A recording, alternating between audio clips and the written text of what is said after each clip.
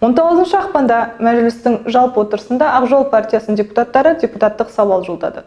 Депутаттардың айтуынша, ұзақ жылдар бойы жұмыс жасап, жұмыспен қамтамасыз етіп, ел бюджетіне миллиондаған салық төлеп келе жатқан кәсіпорындар қос салық салдарынан қысымға ұшыраған.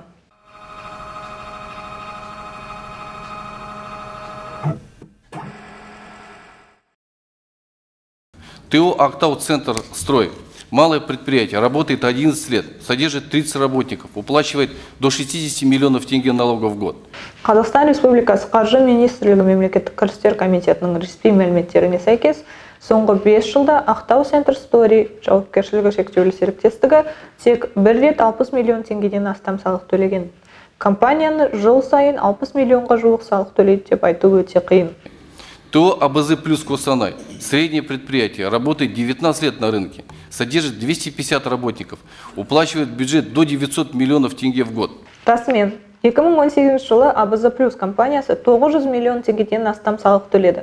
Егер басқа жылдардағы салықтың сомасын қарасақ, компанияның жыл сайын 900 миллион теңгеге дейін салық төлейді деп айту өте қиын.